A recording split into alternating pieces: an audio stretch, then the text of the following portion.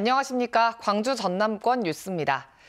최근 몇 년 사이 요양병원이 많이 늘었습니다. 경쟁도 그만큼 치열해져서 요즘엔 요양병원들이 암 환자 유치에까지 나설 정도라고 하는데요. 이 과정에서 이루어지는 탈법과 불법 실태와 배경을 취재했습니다. 김혜정 기자입니다. 암 환자가 주로 입원하는 광주의 한 요양병원입니다. 입원 상담을 요청했더니 실손보험 보장액수를 묻습니다. 치료 설명은 5분여 남짓. 그 뒤 30분 넘게 병원에서 환자에게 돌려준다는 돈 설명이 이어집니다. 저희가 결제하시고 나면 3, 4일 후에 따로 현금, 이게 제일 중요한 거예요. 이른바 페이백. 암 환자가 보험사에 청구하는 금액에 따라 적게는 10%, 많게는 20% 이상을 현금으로 돌려준다고 말합니다. 699만 9,900원까지는 이렇게밖에 안 드려요. 700을 넘었을 때 1,000 사이가 20이에요. 이런 거는 절대 하시면 안 돼요. 이건 불법입니다. 다른 요양병원에도 전화 상담을 받아봤습니다. 만약에 500을 쓰면 100만 원씩 달달이 줘요. 환자한테 다시 돌려줘요. 깎아주시는 거예요? 깎아주는 것이 아니라 보험회사에서는 500 받고 우리가 100만 원을 줘요. 금융감독원과 보험협회에서는 이 병원이 환자에게 현금 페이백 등을 제공하는 경우 의료법 위반 등으로 처벌받을 수 있다고 말합니다. 최근 일부 요양병원에서 비급여 수가가 높은 암 환자 유치를 위해서 진료비의 일부를 페이백하는 그런 행위가 성행하고 있는데요. 누구든지 본인 부담금을 면제하거나 할인하는 행위, 알선 유인 시에는 의료법 제27조에 따라 징역 또는 벌금에 처해지게 됩니다. KBS는 방문 상담을 받았던 병원에 공식 입장을 요청했지만 해당 병원은 사실무근이라는 입장을 되풀이했습니다. KBS 뉴스 김혜정입니다. 순천대와 목포대, 공주대, 안동대, 창원대 등 국립대학교 5곳이 보건복지부에 의과대학 설립 공동건의문을 제출했습니다. 5개 국립대 총장들은 어제 보건복지부를 방문해 의료 취약지역 내 국립대학에 의과대학을 설립하기 위해 의대 정원을 배정하고 국가 차원에서 지원해달라고 건의했습니다. 수십 년 동안 도시계획시설에 묶여 있어서 재산권 행사를 못했던 토지주들이 광양시를 상대로 승소했습니다. 하지만 재판에 이기고도 남은 절차에 묶여서 아직도 온전한 재산권을 얻지 못하고 있습니다. 어떻게 된 사연인지 이성각 기자가 취재했습니다. 광양 인근 4차선 도로. 1991년 이 도로를 10차선으로 확장하는 계획이 세워졌지만 30년 가까이 진행되지 않았습니다. 지난 2020년에는 집행되지 않은 도시계획을 푸는 일몰제 시행 직전에 광양시가 시설 고시 결정을 내렸습니다.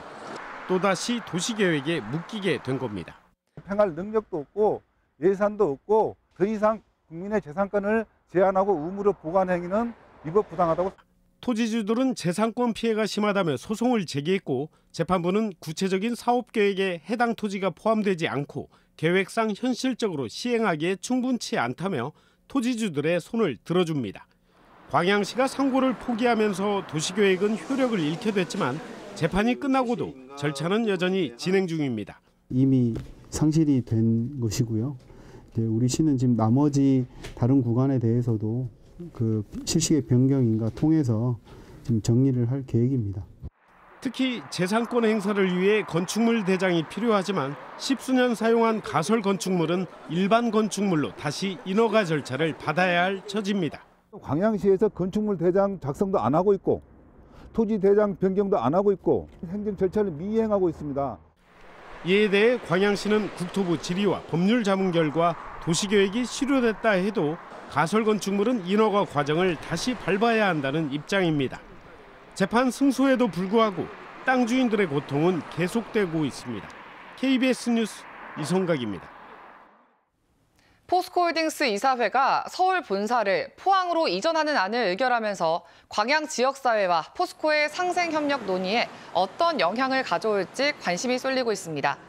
어제 이사회를 통과한 포스코홀딩스 본사 포항 이전안은 다음 달 열리는 주주총회에서 최종 확정됩니다. 광양 지역사회는 지난해 초부터 포스코와 상생협의체를 구성해 구체적인 상생 방안을 논의하고 있지만 아직 합의점을 찾지 못하고 있습니다. 오늘 광주 군공항 이전 특별법안이 국회 국방위원회 법안 심사 소위에 상정될 예정인 가운데 강기정 광주시장이 조속한 통과를 민주당 등에 촉구했습니다.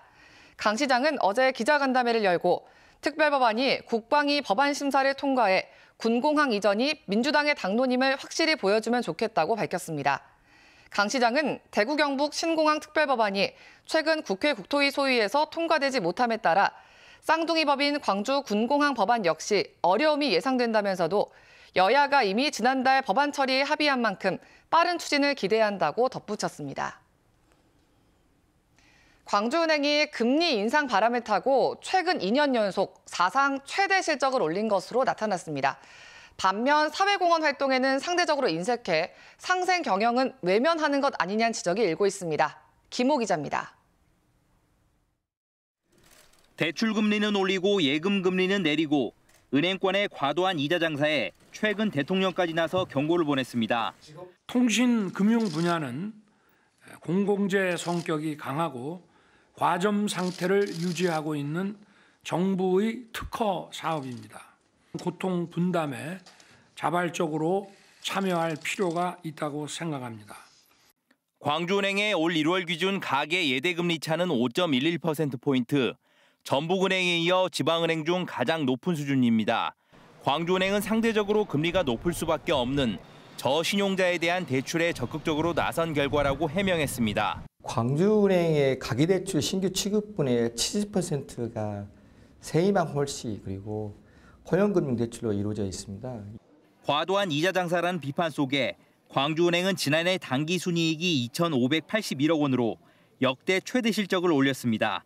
전년도와 비교해서도 33%나 늘었는데 지방은행 가운데 가장 큰 폭의 상승입니다. 반면 사회공헌 활동에는 상대적으로 인색했습니다. 2021년 기준 사회공헌 활동 금액은 218억 원 규모로 당기순이익의 11.6%입니다. 15%가 넘는 부산은행을 비롯해 다른 지방은행과 비교해 가장 낮은 수준인데 광주은행과 같이 제2비 금융주주 계열인 전북은행도 10.7%에 그쳤습니다. 금리 인상으로 이자 부담이 커진 저신용자들에 대한 금리 감면 등 상생을 위한 정책적인 지원도 다른 지방은행에 비해 미흡했습니다. 현재 광주은행이 저신용자에게 적용하고 있는 대출금리는 최고 13%대로 전북은행과 함께 지방은행 가운데 가장 높은 수준입니다. 광주 전남 지역민들의 성원으로 이게 발전을 해온 은행이기 때문에 고물가, 고금리, 고환율로 다들 어렵지 않습니까? 그래서 대출 금리의 인하 여지가 더 없는 것인지 이런 부분도 세밀하게 좀 검토가 돼야 되지 않을까 이렇게 생각을 합니다. 광주은행은 지난해 은행장에게 8억 원, 임원들에게는 평균 1억 원씩 최고위급의 성과급 35억 원을 지급했습니다. KBS 뉴스 김호입니다. 전남과 경남, 부산 등 남해안에 낀 3개 광역단체와 해양수산부가 남해안권 해양 레저 관광 활성화 업무 협약을 맺었습니다. 주요 협약 내용은 남해안권 해양 레저 관광벨트 조성을 위한 추진단 구성과 글로벌 브랜드 관광자원 개발, 국제행사 공동 개최 등입니다. 전남도는 남해안이 유라시아 대륙의 기점이자 해양으로 진출하는 관문이라며 이번 협약을 계기로 남해안을 전 세계적인 해양 관광 중심 거점으로 조성하겠다고 밝혔습니다. 국민의힘 전남도당 당사가 다음 달 도청 소재지인 무안군 삼양읍에서 빛가람 혁신도시로 이전합니다. 전남도당은 전남 동부권과 광주 근교에 거주하는 당원들의 접근성, 사무처 직원들의 활동 등을 고려해 당사 이전을 결정했다고 밝혔습니다.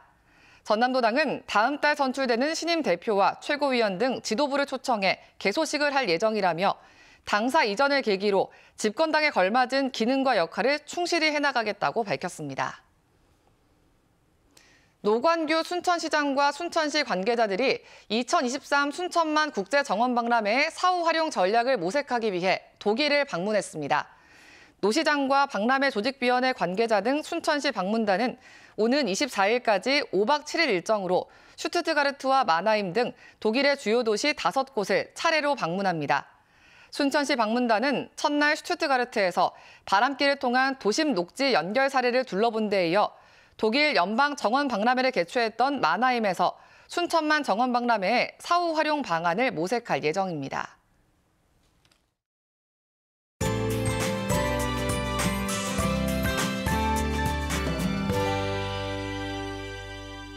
오늘은 더 따뜻한 옷차림 하셔야겠습니다. 어제보다 기온이 내려간 곳들이 많은데요.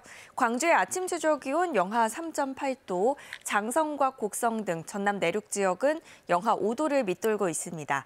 바람이 약간 강하게 불어서 체감 온도는 더 낮게 나타나고 있고요.